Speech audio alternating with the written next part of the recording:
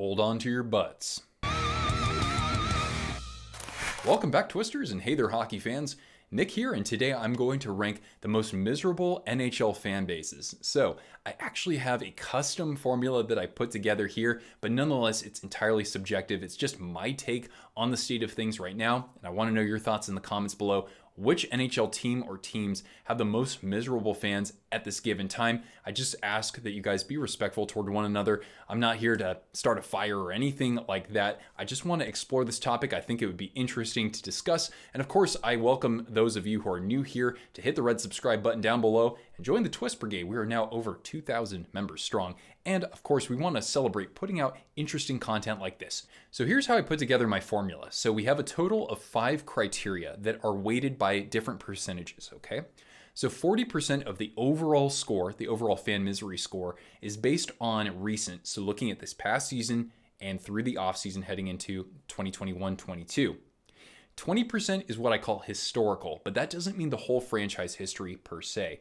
It means kind of the last decade or so, kind of relative to where the team is right now. So if you won a Stanley Cup back in 2012, but you haven't sniffed the playoffs in the last 4 years, you could still have a fairly decent score for historical. 20% is potential. So that's not looking at 10 years down the road or even 6 years down the road. It's looking at the current core of the team and factoring in perhaps the influence of a couple of prospects within the next maybe 3 to 4 years. Then we're looking at pulse. Pulse is only weighted 10%, and it is my understanding of the various fan bases out there. How do they feel heading into this next season and in the immediate future? And my final criterion is what I call regional. So this is looking at the performance of other sports teams in that city or in that overall region. So being American, I'm not very well versed when it comes to Canadian sports. So there is a little bit of a limitation here. This only accounts for 10% of the overall score. So in terms of weighting on a scale of 1 to 5, regional for the Canadian teams, every single Canadian team except Toronto is given a 3 out of 5. Just kind of by default, that's a limitation on my end. However, with Toronto, because of course, Toronto FC and the Raptors and even the Marlies for that matter have won championships, I gave Toronto a 5 out of 5 because they're in pretty good shape when it comes to that. Well, hopefully that makes sense, but maybe you'll get an understanding as I talk about each team here. So I'm going to quickly go over each individual team, starting with the least miserable fans, and to no surprise, that is the Tampa Bay Lightning at position number 31. So, of course, recent history, Stanley Cup champions back-to-back, historical, they've made deep playoff runs, they've had really good regular seasons between 2014 and 2020.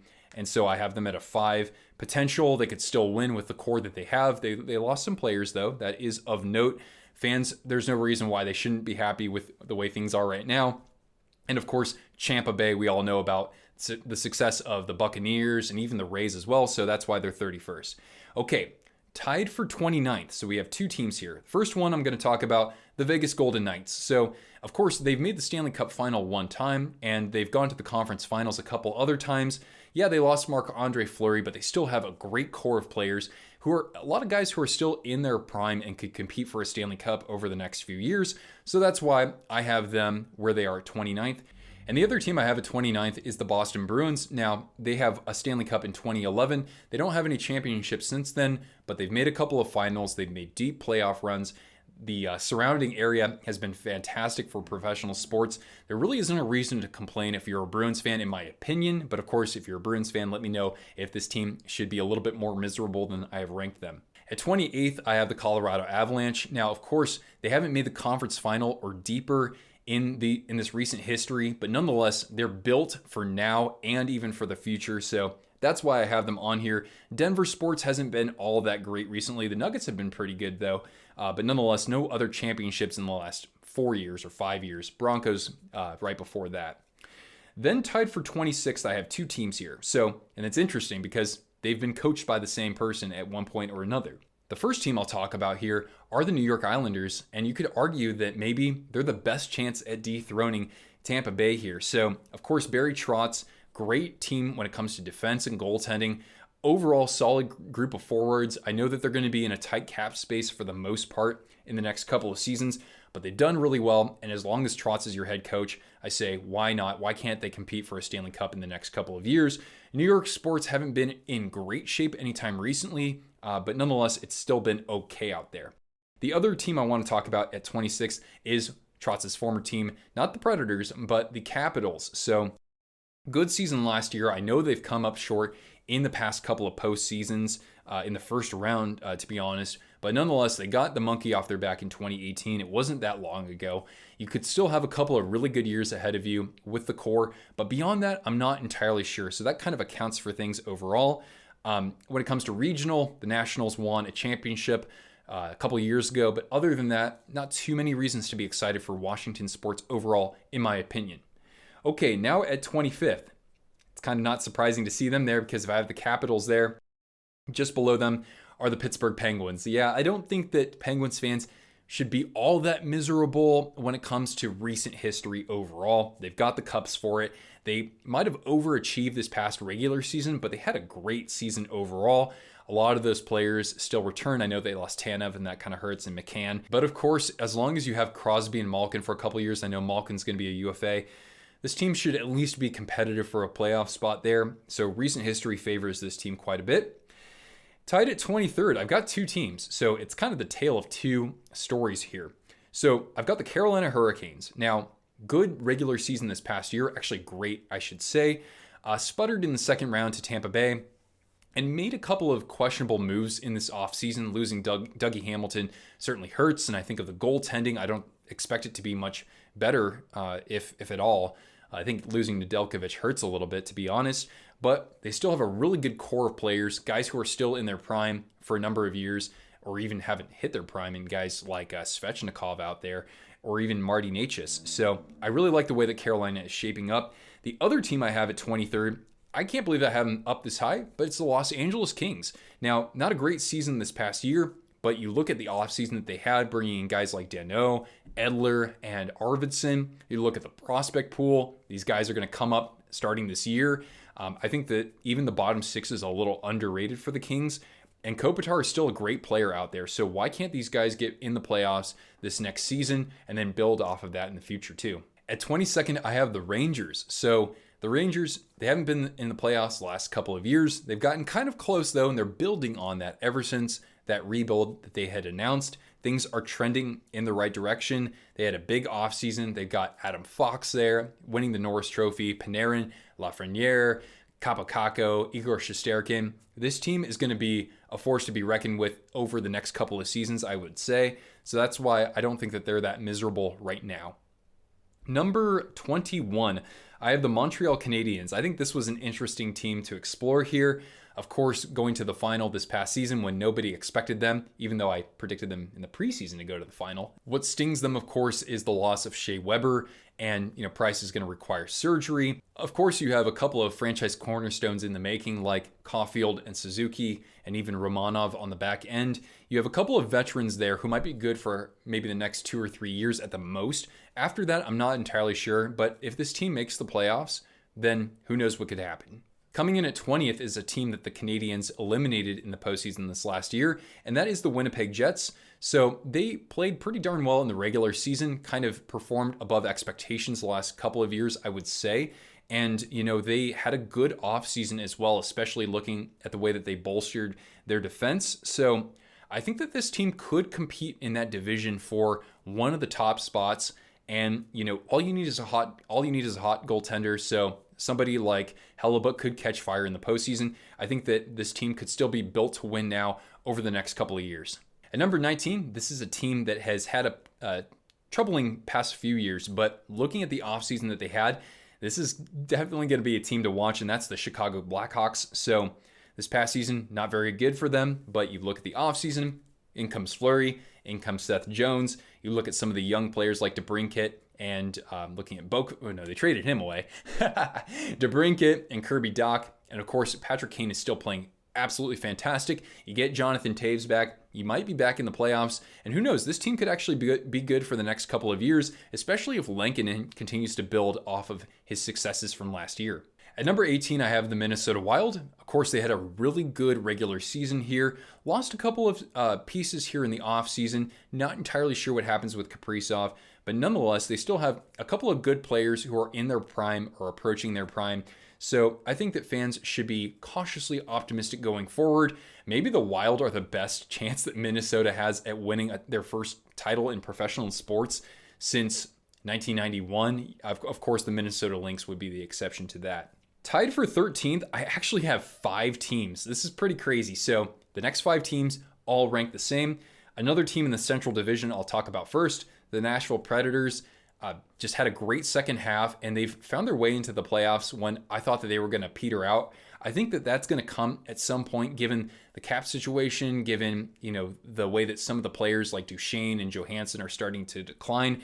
They moved on from Ryan Ellis, so I'm not entirely sure about Nashville right now. But then again, all they got to do is get in the playoffs, and something could happen. I mean, they played Carolina pretty tough this past postseason.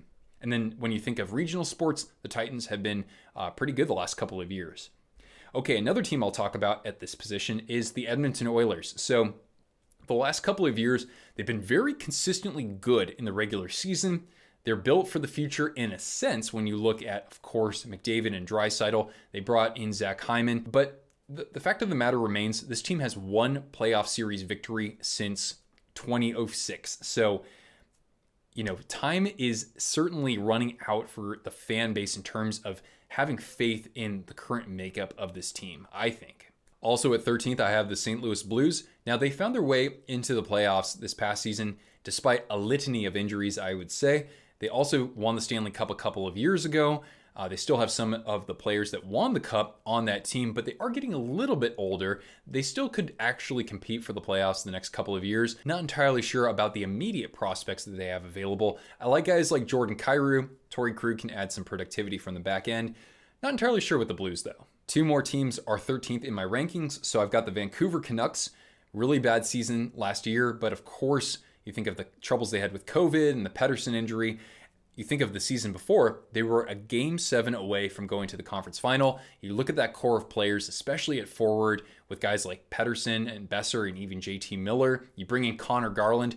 Oliver Ekman-Larsson gets landed in the offseason. I know his contract is not very good, but nonetheless, this team is maybe in a win now mode for the next couple of seasons. So I think that's a reason for Canucks fans to be optimistic overall. And my last team at 13th, I have the Devils. So the Devils, they are starting to build in the right direction. The forward group came together in that second half. Guys like Sharangovich, of course, and Jack Hughes had a nice rebound too. You think of bringing Luke Hughes into the draft.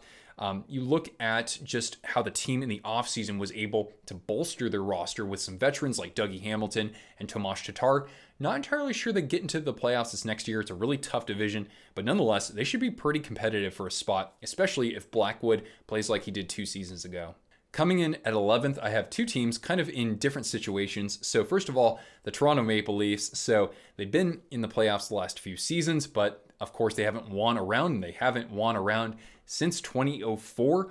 This offseason, they lose Zach Hyman, they lose Freddie Anderson, but they still have Jack Campbell back there, so that's pretty strong. They also brought in Petr Mrazek, so I like that quite a bit. Overall, I think that Toronto should still be able to make the playoffs in that division, but of course, with the fan base, they're getting a little impatient, and understandably so, that this team hasn't been winning rounds. And also at 11th, I have the Detroit Red Wings. Now, of course, over the past couple of years, they've been one of the worst teams in the NHL, but Stevie Y has been making some great decisions. You look at the drafting that they've had. Some of those prospects are going to get good ice time this upcoming year. Guys like Zadina and Sider, and I mean, there are other players I could mention, I'm sure. I think that this team is definitely trending in the right direction. I don't expect them to be in the postseason this next year, but maybe the season after, or maybe 2 seasons after. And of course, with all that young talent, it's going to get better for them. But for now, it's not quite there just yet. The fans should understand that, though, I think. Coming in at 10th, I have the Florida Panthers, and they cracked the top 10 because they haven't won a playoff series since 1996. That said, they had a great regular season. They have a mix of veterans and some young talent, especially with somebody like Spencer Knight. But nonetheless, it's all about their postseason matchup. What if they go up against Tampa again?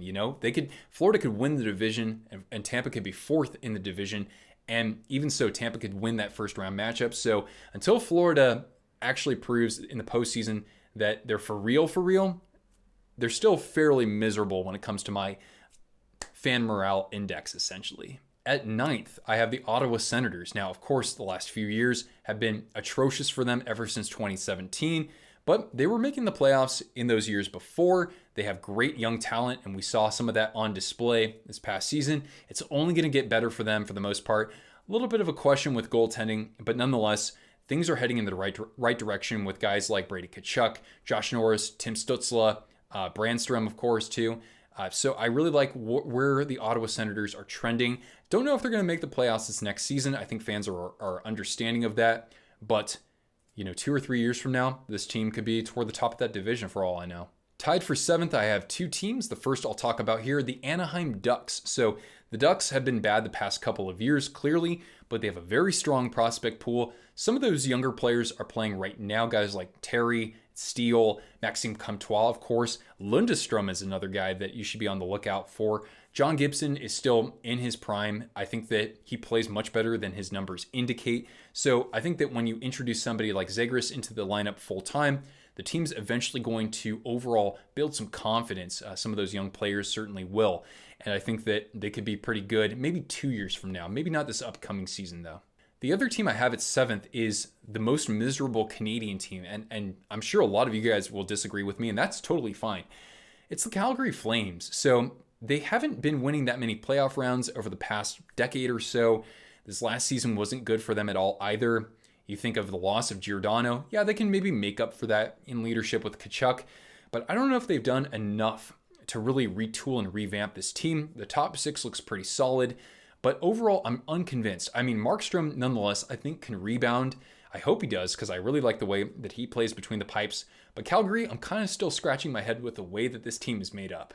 I only have 6 teams to talk about remaining, and I actually have 3 teams that are tied for fourth. So the first one, I'm a little surprised to see them down this far, is the Dallas Stars. So the Stars were in the Cup final just a couple of years ago, but I think of the way that they've been trying to, get back into contention over the offseason, and they just get a little bit more older, a little bit longer in the tooth, and I'm just overall kind of unconvinced. Of course, getting Seguin and Ben, those guys being healthy for a full season next year, that should help. But even so, when I look at the rest of that division, I'm not entirely sure. They have some young talent, but in terms of franchise cornerstones, you've got Heiskanen.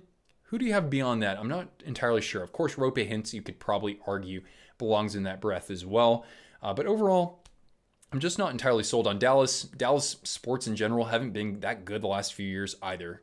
Also at fourth, I had the Philadelphia Flyers. I'm really trying to gauge this team heading into this upcoming season here. Of course, last season was disastrous for them. They started hot, and then they just tanked from there. They brought in a couple of veterans to overall boost the defensive core. They traded away Voracek. Gone is Shane Gostisbehere. I'm not really sure where the Flyers are headed. I know that historically, every other year, they get back into the postseason, so technically that should happen this year.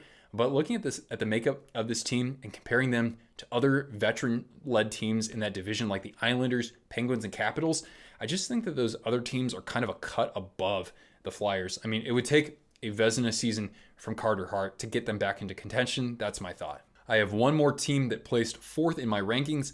That is the Columbus Blue Jackets. So the Jackets, bad season, of course. They've lost a lot of players that were actually part of a good Columbus core for a number of years there. So that's why historically I actually favored them a little bit because, under John Tortorella, they went further than they've been before. They pulled off obviously a stunning upset, good defensive core, and you still got some players back there like Zach Werenski, Elvis Merzlikins. Maybe he bounces back this upcoming season as well. But it's going to be a tough couple of years ahead for Columbus. The reason why I have them at 5 for regional score is because Ohio State's perennially in the national championship conversation, and we all know that that's the most important team in all of Ohio. Cleveland Browns might be second, and plus the Columbus Crew won an MLS Cup this past season as well. So now we're into my top 3, and coming in at number 3 is my favorite team. I can't believe I'm saying this right now, the San Jose Sharks. So historically, the Sharks, of course, they haven't won a cup, but they've been so close. They've made deep runs. And so that's why I wanted to favor them a little bit here. The prospect pool is starting to build, which is good. But nonetheless, when it comes to fan morale, it's really in the gutter right now, especially when you look at the contract situation for the veterans like Marc-Edouard Vlasic, Erik Karlsson, and of course Evander Kane in that whole situation. So we're in for some dark days for the next few years, but there might be a light at the end of the tunnel. It's just that we're not ready to see that light just yet, I don't think. Now we're into my final two. So you guys probably know which two teams I'm talking about here. So at second, not at first. At second, I have the Buffalo Sabres. So the reason why I have the Sabres here is because at the least they have a couple of franchise caliber defensemen. I know Dahlin's regressed, but give him his new coach for a full season. See how things pan out there. Of course, you've got Owen Power, the #1 overall pick. They still have some draft picks. I think things will get more favorable for them, even if they trade Jack Eichel out to get some good draft picks. I just see maybe some light for this team, kind of like the Sharks, but not for a few years. It's still going to be pretty tough sledding for this team. But nonetheless, I'm kind of gauging the direction that they could be headed in.